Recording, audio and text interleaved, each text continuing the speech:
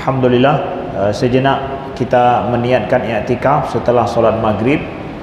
Juga kita niatkan menunggu solat isya, menunggu solat setelah solat, dan juga kita meniatkan menuntut ilmu, ya, belajar tafsir, belajar untuk mentadabburi ayat-ayat Allah di dalam Al-Quran, belajar untuk pelajaran dalam kehidupan kita dari firman Allah Subhanahu wa taala dari surat Al-Baqarah.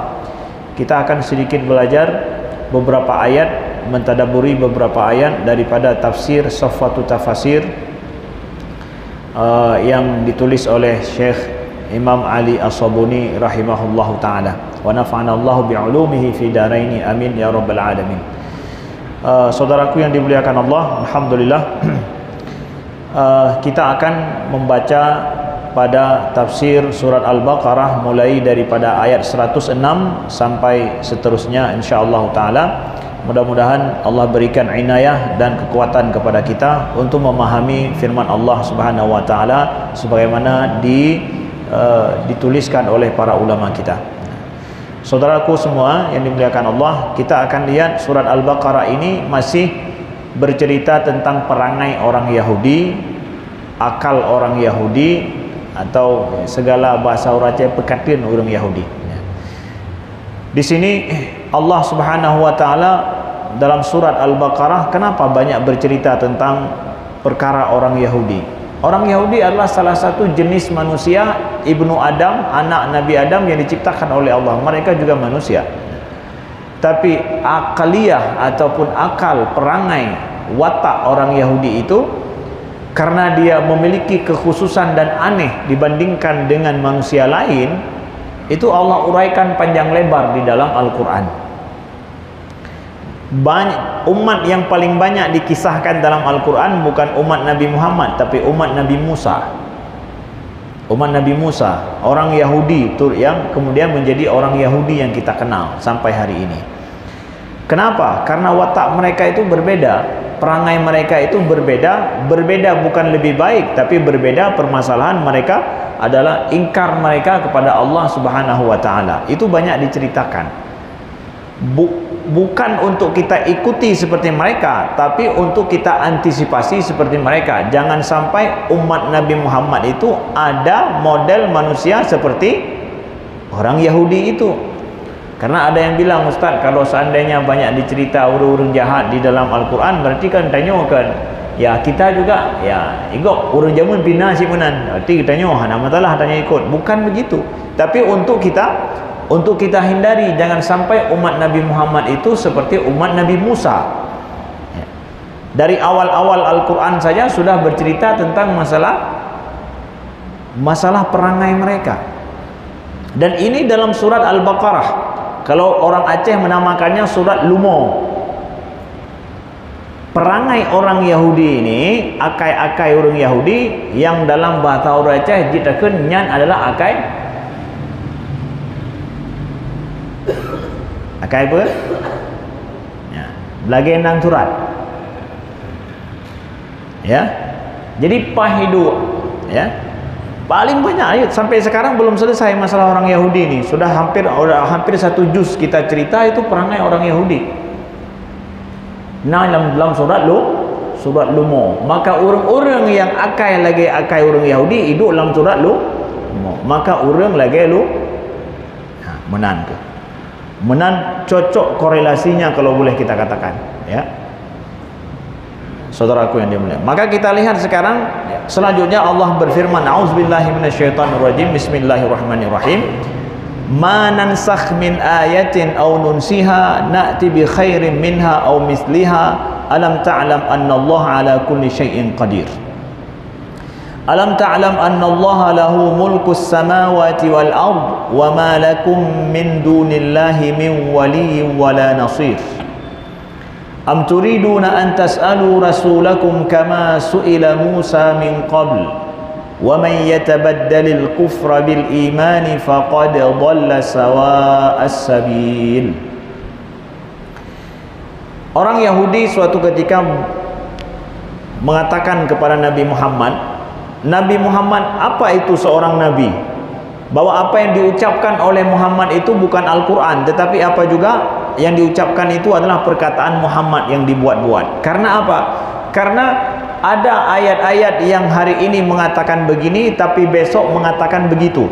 Nah, ada istilah dalam Al-Quran dengan nansakh, apa? Nasakh itu adalah turun suatu ayat yang kemudian ayat ini dengan suatu hukum, turun ayat yang lain setelah itu beberapa lama, itu menghapus hukum yang pertama, membuat hukum yang baru, ya. Lalu orang Yahudi ketika melihat bahwa Nabi Muhammad dulu mengajarkan hukumnya seperti ini, kemudian turun ayat yang lain, hukum baru, tidak yang menghapus atau menyempurnakan hukum yang sebelumnya, ya. Menurut orang Yahudi mengatakan inilah menunjukkan Al-Quran itu bukan dari Tuhan, dari Allah, tetapi itu adalah buatan Muhammad. Karena dakwaan orang Yahudi tersebut, maka turunlah ayat ini.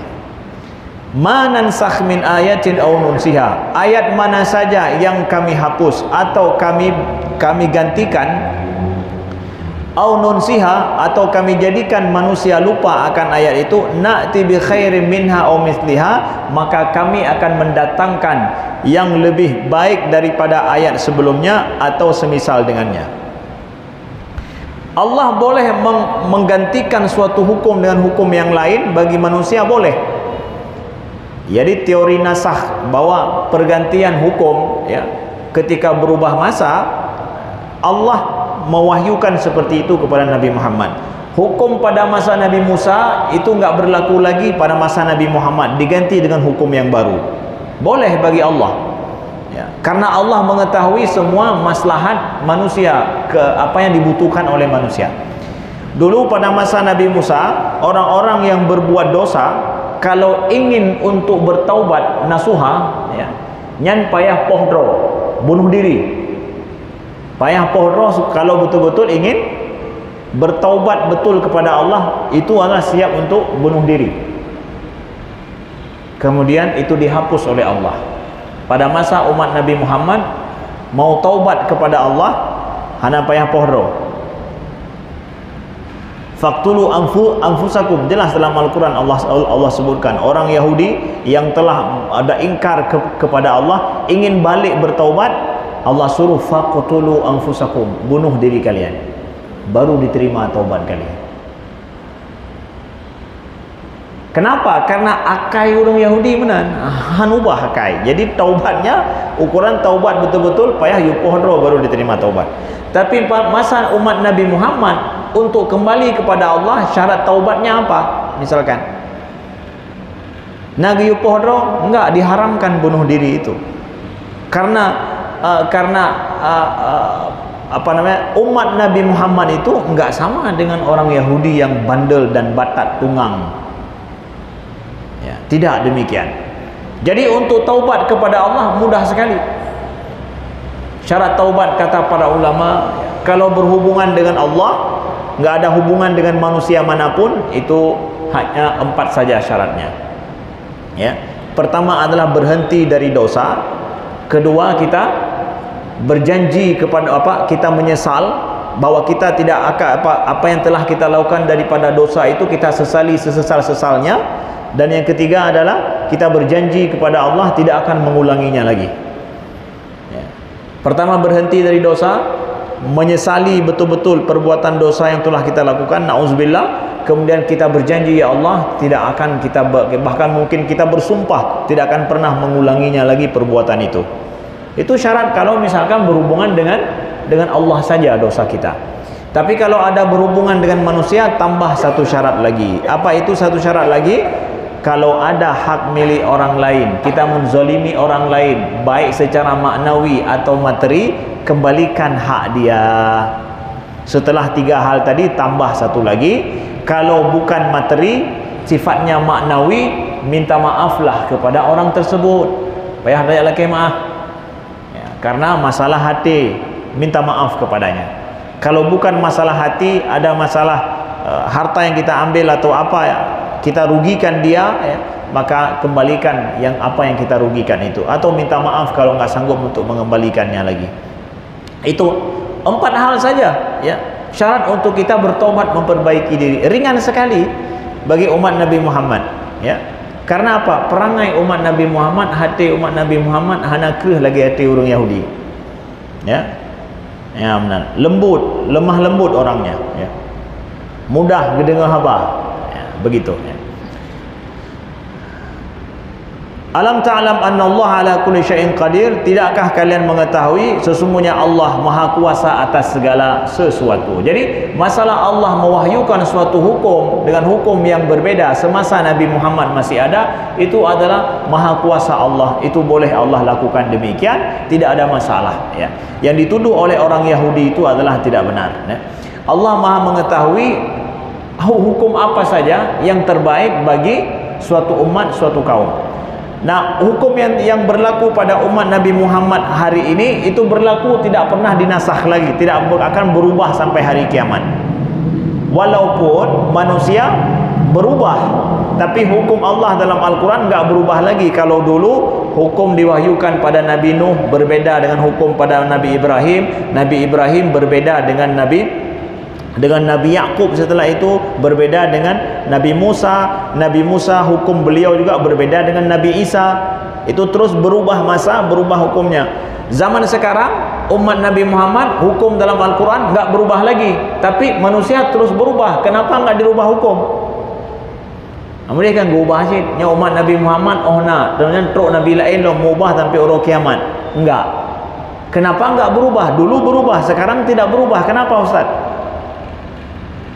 Allah mengetahui bahwa hukum dalam Al-Quran ini sudah permanen, paten, sampai hari kiamat nggak berubah-berubah lagi. Kok begitu? Karena hukum ini itu adalah bisa diterapkan kapan saja, di mana saja. Fleksibel hukum dalam Al-Quran. Dia bisa menjawab berbagai macam tantangan sekalipun. Bagaimanapun perubahan zaman, perubahan manusia, hukum dalam Al-Quran fleksibel, bisa diterapkan kapan saja. Satu. Yang kedua, karena masa umat Nabi Muhammad sekarang, ini kan masa umat Nabi Muhammad sampai hari kiamat, itu hubungan manusia tidak terpisah-pisah. Tapi sekarang hubungan manusia itu saling terjalin satu sama lain seperti satu kampung. Kalau dulu kampung Nabi Soleh, kampung Nabi Hud, kampung Nabi Ibrahim itu beda-beda. Dan orangnya tidak saling kenal mengenal, tidak saling menyatu. Masing-masing tinggal di daerahnya sendiri, tidak terhubung satu sama lain. Jadi beda negara, beda tempat, beda adat, bedanya mereka terpisah. Hukumnya memang harus terpisah, berbeda. Sekarang masa umat Nabi Muhammad, yang terjadi di Indonesia itu juga mempengaruhi di Amerika, yang terjadi di Amerika mempengaruhi di Indonesia. Jadi perlu kepada satu sistem sabuhaba. Umat Nabi Muhammad, umat telah menyatu seluruh dunia, ya. Jadi harus ada satu rujukan yang sama. Kalau tidak, manusia tidak bisa menyatu. Maka Al-Quran ini datang, itu bisa diterapkan di mana saja negeri-negeri, di mana saja kita bawa, itu bisa diterapkan. Buktinya hari ini apa? Buktinya hari ini bahwa paling banyak orang masuk Islam itu di barat sekalipun, itu adalah karena mendengar Al-Quran, karena mereka mengkaji Al-Quran. Kami menanyakan kepada da'i-da'i kita yang ada di Amerika, juga di Kanada, apa yang menjadikan banyak orang sini masuk Islam? Apanya? Karena kan Islam di sana nggak nampak. Islam di sana, oh perangai orang Islam karena begini, karena begitu. Orang Islam minim sekali, sedikit. Nggak banyak orang di sana. Kalau di sini mereka datang kemari melihat budaya orang Islam, kemudian hari-harinya nampak mereka lihat. Di sana kan nggak nampak. Tapi apa juga yang menjadikan orang di sana Islam nggak nampak, tapi mereka banyak masuk Islam? Apa sebabnya? Jawabannya adalah Al-Quran. Mereka mendengarkan Al-Quran, memahami Al-Quran isi-isinya yang dipaparkan oleh da'i, mereka memaparkan tentang isi Al-Quran, dipilih ayat-ayat tertentu yang sesuai dengan pemahaman orang barat, mereka masuk Islam gara-gara itu. Terkhusus ayat-ayat tentang sains, ayat-ayat tentang bicara tentang ilmu pengetahuan, itu yang menjadi andalan di sana, ya. Dengan mudah mereka masuk Islam dengan ayat-ayat Al-Quran itu. Nah, maka debat kalau dengan orang asing, dengan orang kafir di sana adalah debat tentang masa inti isi Al-Quran. Itu aja yang kita sampaikan, ya. Ini membuktikan bahwa Al-Quran itu bisa diterapkan di mana saja, dimengerti dengan mudah, bahkan di tempat di sebuah peradaban yang menurut kita adalah paling hebat, paling maju saat ini. Itu mudah jadi berlaku semua masa, di mana tempat pun, di mana tempat saja berada. Nah, itu Al-Quran tidak perlu untuk dihapus lagi, tidak perlu. Kemudian Allah berfirman, alam ta'lam annallaha lahu mulkus samawati wal ard wa ma lakum min dunillahi min wali wala nasir. Tidakkah engkau mengetahui bahawa kepunyaan Allah lah, kerajaan Allah lah di langit dan juga yang di bumi. Apa saja langit dan bumi, kerajaan langit dan bumi itu hanyalah milik Allah Subhanahu wa taala. Wa ma lakum min dunillahi min wali wala nasir, dan tidak ada bagi kalian selain Allah orang yang membantu lagi penolong. Nah, saudaraku yang dimuliakan Allah, Allah mengingatkan kepada kita bahawa yang memiliki kerajaan langit dan bumi itu hanya Allah. Ini adalah akidah penting kita. Akidah kita bahawa langit dan bumi itu adalah milik Allah semata. Kalaulah ada raja yang merasa dia memiliki sepetak tanah di bumi ini, itu semua raja palsu, itu semua. Ya. Berlaku hanya di negeri ataupun di negeri tertentu, atau di suatu masa tertentu, suatu saat tertentu. Makanya sekarang misalkan raja apa? Ada raja Saudi Arabia. Itu di Saudi aja. Mau ke Indonesia hanya berlaku raja, dum raja hanya terpena Indonesia. Dia hanya raja di negerinya saja. Kemudian raja kapan? Semasa tertentu, setelah dia digulingkan oleh anaknya, mungkin nggak jadi raja lagi, akan berubah. Ya, yang dulu dia raja, sekarang boleh jadi tidak jadi raja lagi. Ya, digulingkan oleh orang lain, kemudian nggak jadi raja. Jadi raja apa sih, Don Rahman? Tidak sebenarnya memiliki 100% kok. Hanya di tanah tertentu atau di masa tertentu saja. Setelah itu digulingkan, dilengserkan, hana lagi kerajaan. Seperti di Mesir misalkan. Mesir juga begitu. Dulu kerajaan Raja Fuad yang terakhir dilengserkan, uronyo ke hana tapun alih, anak-anak hana tapun alih, taputan. Jadi raja apa juga? Itu raja palsu, tidak memiliki sebenarnya. Memiliki, kalau memiliki hanya sebentar atau hanya di suatu tempat saja. Tapi yang sebenarnya yang memiliki adalah Allah Subhanahu wa taala. Maliki yaumiddin. Makanya kenapa Allah katakan pada hari kiamat nanti dialah Allah Maliki yaumiddin, yang menguasai hari kiamat. Nanti nggak ada satu orang pun yang berani mengatakan dirinya raja lagi di hari kiamat. Hari ini mungkin rajanya raja aja, ya, raja Qatar, raja Dubai, raja Abu Dhabi, ya, raja Maroko, ya. Maroko juga ada rajanya. Banyak negara-negara Islam itu masih sistem kerajaan. Nah, rajalah yang berkuasa. Pada saat negara lain bukan lagi raja yang berkuasa, le nanggora-nanggora orang muslimin mandang le raja-raja adu. Pakan karena ya menan udip orang muslimin le mandang pronya.